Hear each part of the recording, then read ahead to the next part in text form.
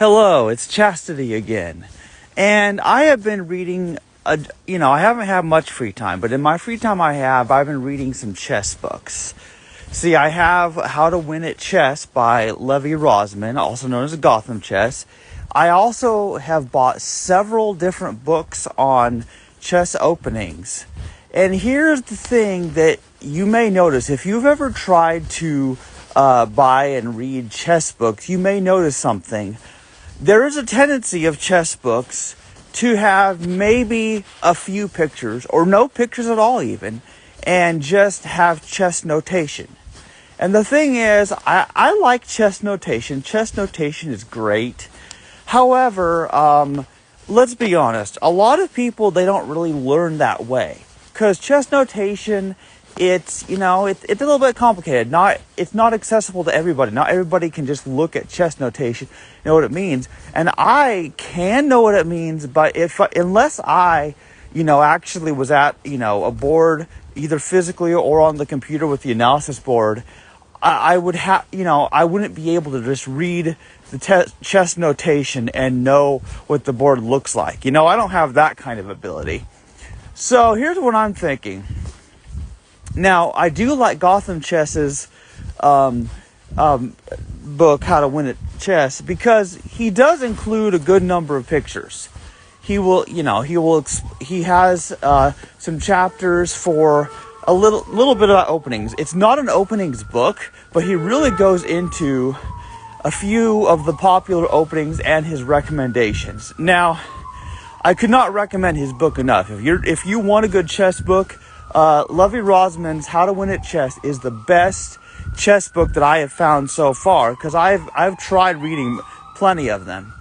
And here's what I remember from my own reading is that he recommends for white, he recommends the London system, and he also recommends something called the Vienna something. I don't remember the Vienna. I'll have to look at it again. But he has two recommendations for playing as white, and then he has some recommendations for playing as black. I believe it was the Caro-Kann and the Scandinavian. And here's the thing. Now, I do believe that the Scandinavian and the Caro-Kann probably are the best ways to respond to e4 when you're playing as black and your opponent moves their king's pawn 2 spaces. I think the Scandinavian or Caro-Kann are both good because it allows the queen to get out into the action. If you start with a Caro-Kann, you could put your opponent in check possibly on the second move in just the right way. And if you do the Scandinavian, then your opponent will capture your queen's pawn, but then you'll capture it back.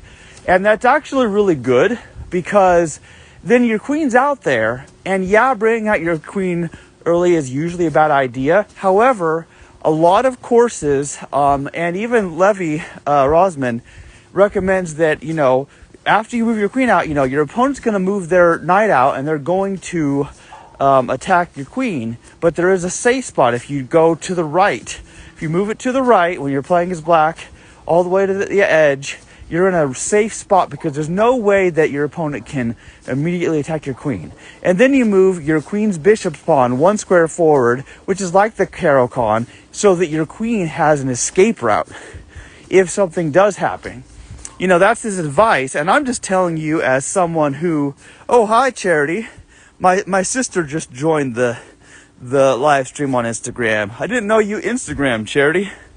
Yeah, so I was explaining about how Levi Rosman explained the Scandinavian, and I'm finding that his advice is shared by the online tutorials and studies about that kind of thing. Because if you are either a premium member on chess.com or if you go to Lichess, they have all these free studies of openings, information on openings, so you can learn the Scandinavian. The Scandinavian is my favorite. However, I think that the French defense and the Caro-Kann are also very good because both are one required step in building the pyramid of pawns. In fact, the Caro-Kann is actually better because that way you still have the option of moving your queen's bishop outside of the pyramid area before you build your pyramid of pawns. You don't want it to be trapped. Although there's also the Collie system where it is trapped. But see, here's the thing is, the London system is normally thought of as a white opening, but there's no reason that you can't try to build the mirrored version of the London system when playing as black.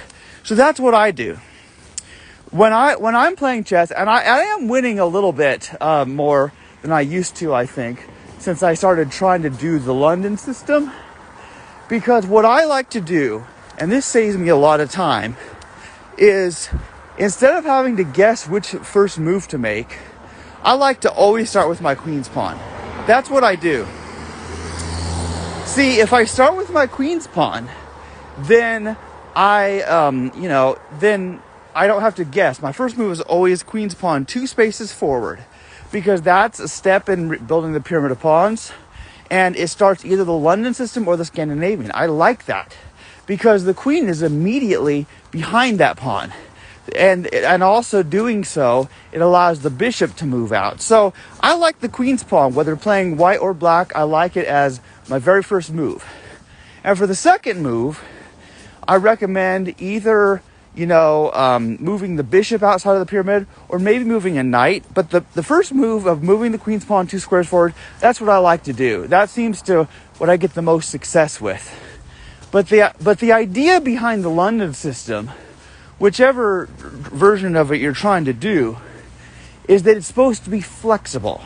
Rather than being committed like, okay, well, I must move this on the second move, I must move this on the third move. The problem with that, and that's why I've been losing games, because I was doing the queen's, gambit, and I love it, but at the same time, what would happen is, when they wouldn't accept the queen's gambit, I would kind of run into the problem like, I don't really have a plan, you know what I mean? And so it's always important to, even though opening is great, to look at what your opponent is doing. And I think that's some pretty sound chess advice. So the idea here, the way I'm learning to play chess, my own style is always queen's pawn, no matter what, as a first move, just to start the game. And after that, try to build the pyramid. Try to get the knights in the position to defend each other. Start getting, bishops outside the pyramid and attacking things.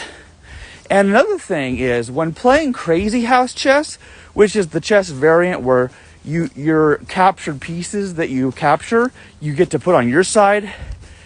Knights are so valuable in crazy house, so that's why you want to pin the knights against the king and queen, because when they move the knights out early in the game, and then you have a chance to move a bishop and attack it, but they can't move the knight because there's either king or a queen behind it.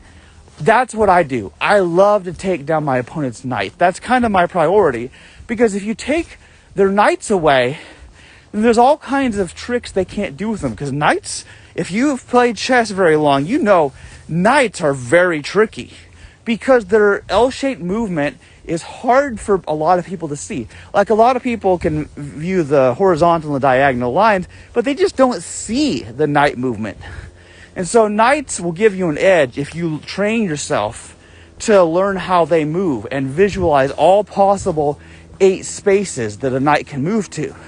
And that's how I've won my crazy house chess, is by, sacrificing my bishop to take down their knights, and then dropping the knights in the worst possible spot for my opponent, and just keep putting them in check. They can't handle it. So, knights are good at standard chess, but in crazy house, they really are valued, because you can't block a knight attack. If you can't capture the knight and somebody drops and puts your king in check, you can't block the check, because it's not a path. They just jump in the L shape. That's why knights are great. And let me just say, I'm almost to work, but let me just say, guys, that, okay, horses are my favorite animal, right?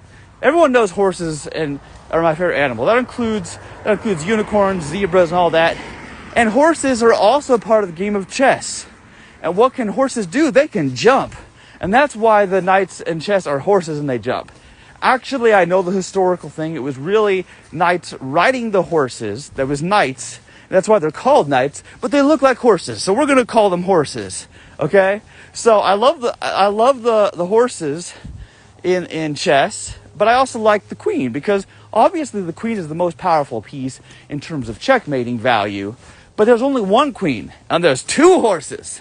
They can only move in Tetris shapes, as Jimmy Reeves, the comedian, said.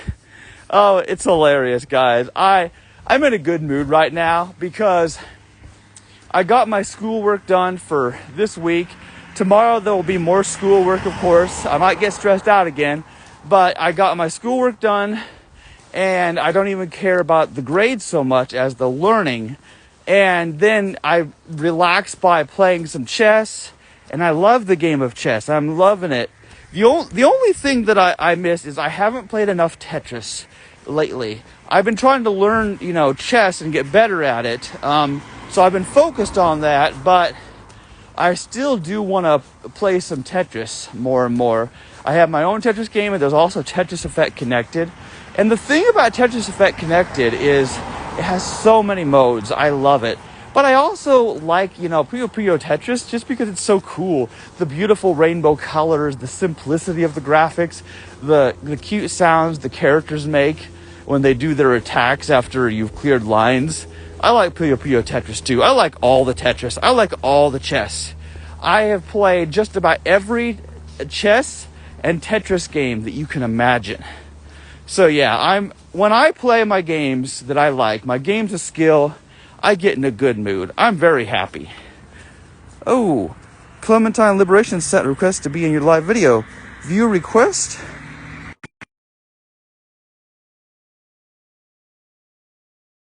Hello? Clementine Liberation? I think that, yeah, I don't know. Yeah, I don't know how this works. I really don't know how the. Oh, hello. Hi. Hello. Can you remind me who you are again? Clementine. Yeah. I'm like, do I know you from one of the pro-life groups or? Yes, you do. Okay, yeah, I thought that name seemed familiar. Well, thanks for joining my live stream, however short it is, because I'm on my way to work. I work at Walmart overnight, and I'll be at my job in a few minutes. But what I like to do, what I really love to do, is I have all these thoughts in my mind, And so even though it's dark, no one can see me. I just like to talk about my thoughts, and I just did like a huge rant about my favorite chess openings and the advantages of them, and like my head is so autistic. Like if people can't tell by now, I am autistic beyond belief. My head is full of chess opening Yeah. theory, and then I always have Tetris in my head too. I can see the blocks move. Like like have you ever read the book or watched the show The Queen's Gambit? I have not. Oh man, it's good. I don't have Netflix, so I can't watch the show, but I was listening to the audiobook, and the description of how, Beth Harmon as a little girl can visualize the chess pieces moving and can play entire chess games in her head. I'm like, that's autism right there. Autistic people who have this wild imagination to be able to visualize things end up being the best chess and Tetris players. I have a theory. Now hear me out, guys. This is weird because I think there's a reason why there's so many of the top Tetris players and chess players, both in both games of skill, Yeah. are so autistic. Like, have you seen Magnus Carlsen, the world chess champion? That guy memorizes like all the best moves and beats everyone because he knows how to start the game and memorize all the best moves. An autistic savant is gonna have an advantage in chess, Yeah. and same with Tetris. My geometric mind, like I had a geometric mind enough to make my own Tetris game with computer programming. Like I'm Yeah. I'm so autistic that I scare myself. Oh man. But you know what? It helps. It even helps at work at Walmart because I pay attention to such detail. Yeah. Sometimes it slows me down. But anyway, how are you doing? I'm okay. How are you? I'm feeling good because I was playing chess and relaxing before I had to go to work, and so I'm just in a good mood. Hopefully, I don't have any major problems at work because I want to remain in a good mood for a while. Yeah. Yeah. So, so yeah. Thanks for joining. This is kind of cool that people can just join me like this on Instagram. That's super cool. I've Oh been yeah, yeah I've been trying to, build my Twitch account too. Like I have a Twitch yeah, account, and I've been trying to get on there. But part of the reason more people see my content on Instagram is because, like, I have all the pro-life people, all the vegans, I have all the transgender people. So yeah, there's all these people who see what's on Instagram more than they do Twitch, and that's fine because I'm new to the whole Twitch thing.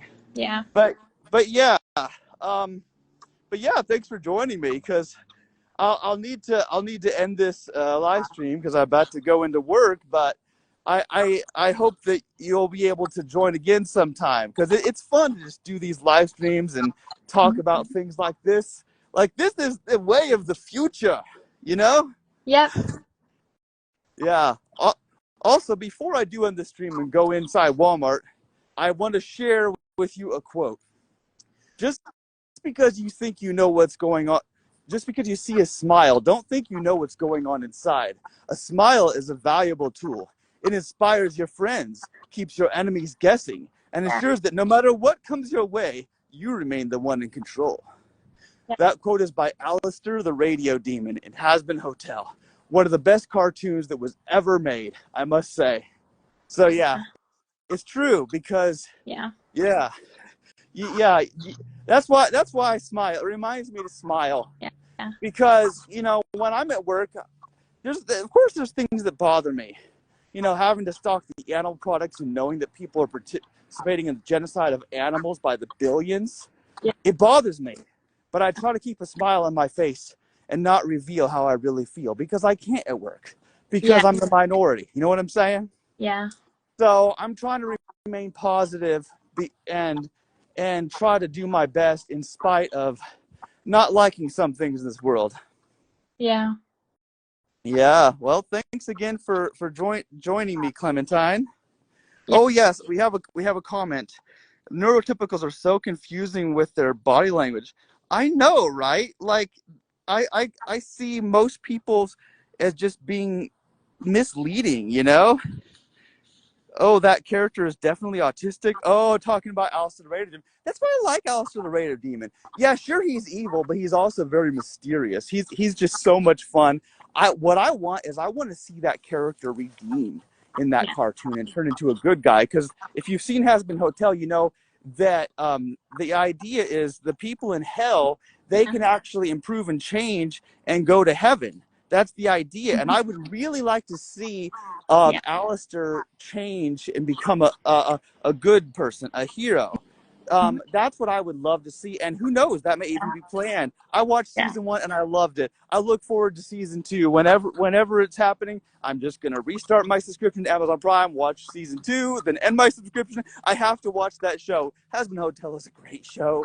It is, but it is not family friendly. It is not for children. It is for adults like me. I am old. I am 36. I turned 37 this May 15. So, thank you everyone for watching. Um, thank you for watching. I love doing these streams. It's a lot of fun. yeah. Good night, everyone.